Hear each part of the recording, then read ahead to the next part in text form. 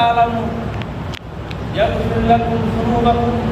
ويدخلكم جنات تجري من تحتها الأنهار ومساكن طيبة في جنات عدن ذلك الفوز العظيم আল্লাহর স্পষ্ট বক্তব্য তোমরা যদি সম্পদ দিয়ে জীবন আল্লাহর রাস্তায় জিহাদ করতে পারো দিন কায়েমের জন্য তাহলে আল্লাহ রাব্বুল আলামিন তোমাদের সমস্ত গুনাহ খাতা মাফ করে দেবেন সুবহানাল্লাহ তোমাদের এমন জান্নাতে প্রবেশ করাবেন যেই জান্নাতের বিশালতা প্রশস্ততা আকাশ আর জমিনের চাইতে বিরাট ওই জান্নাতের মধ্যে প্রবেশ করাবেন যার তলদেশ দিয়ে ঝর্ণা ধারা প্রবাহিত হবে সুবহানাল্লাহ আল্লাহ রাসূল বললেন মায়ের বিন হুমাম অবশ্যই তুমি সেই জান্নাত পাবে কারণ আমার আল্লাহ ওয়াদা করেছেন মায়ের বিন হুমাম তখন হাতে খুরমা ছিল তিনি খুরমাগুলি ছেড়ে দিলেন আর বললেন আমি যদি হাতের সবগুলি খুরমা খেতে যাই তাহলে তো বেহেশতে যেতে দেরি হয়ে যাবে এইগুলো হাতের খুরমাগুলি ফেলে দিলেন বদরের ময়দানে জিহাদে শামিল হলেন এবং কাফেরদের বিরুদ্ধে লড়াই করতে করতে এই মায়ের বিন হুমাম শাহাদাতের পেয়ালা পান করলেন 24 জন শহীদ হয়েছিল সাহাবাদের মধ্যে এই 24 জনের মধ্যে মায়ের বিন হুমাম একজন যখন শহীদদের দাফন করা হচ্ছিল একজন সাহাবী আল্লাহর রাসূলকে বললেন ইয়া রাসূলুল্লাহ এই সেই মায়ের আপনি যখন জান্নাতের কথা বলছিলেন মায়ের বিন হুমাম জান্নাতে যাওয়ার জন্য এমন পেরেশানি হয়ে গেছে হাতের খুরমাগুলো খাওয়ার সময় পায় নাই খুরমাগুলো ফেলে দিয়েছেন জিহাদের ময়দানে গেছেন শহীদ হয়ে গেছেন এই সেই মায়ের আল্লাহ রাসূল সাল্লাল্লাহু আলাইহি ওয়াসাল্লাম তখন মায়ের দিকে তার শাহাদা আঙ্গুল ইশারা করে বললেন যুবক ও তরুণ যে জান্নাতের জন্য তুমি হাতের খুরমা খাওয়ার সময় পাও নাই আমি নবী সাক্ষ্য দিচ্ছি অবশ্যই আল্লাহ তোমাকে ওই জান্নাত দেবে সুবহানাল্লাহ সম্মানিত ভাইরা এজন্য আমাদের শেষ ঠিকানা জান্নাত আমাদের শেষ ঠিকানা জান্নাত আল্লাহ রাব্বুল আলামিন কোরআন কারীমের মধ্যে বলেছেন ফামান যুকজিহা আনিন নারি ওয়া উদখিলাল জান্নাতা ফাকাদ ফাজ যে ব্যক্তি জাহান্নাম থেকে মুক্ত হতে পারবে আর ওই জান্নাতে প্রবেশ করতে পারবে ওই ব্যক্তি হচ্ছে সফল ওই ব্যক্তি কি সফল যদি আমরা যদি সফলতা পেতে চাই তাহলে আমাদের ওই জান্নাতকে টার্গেট নিয়ে এই পৃথিবীতে কাজ করতে হবে পারবো ইনশাআল্লাহ শুধু আমরা একা জান্নাতে যেতে চাই না আমাদের ভাই বিরাদার আত্মীয় স্বজন আমরা সব ভাইদেরকে আল্লাহর জান্নাতে যেতে চাই কারণ জান্নাতে আল্লাহ তাআলা যে সম্বর্ধনা দেবেন কুরআনুল কারীমের সূরা জুমারের শেষ মধ্যে আল্লাহ তাআলা বলেছেন ওয়াসিফাল্লাযিনা তাকাউ রাব্বাহুম ইলাল জান্নাতি যুমারা হাত্তা ইযা জাউহা ওয়া ফুতিহাত আবওয়াবুহা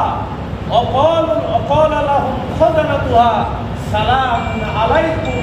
তিবতুম ফাদখুলুহা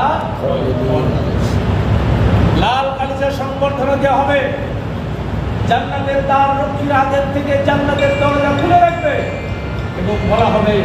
দুনিয়ার জীবনে তুমি ইসলামের জন্য যে কষ্ট করেছো আল্লাহর জন্য যে কষ্ট করেছো তার প্রতিদান হিসেবে আল্লাহ রাব্বুল আলামিন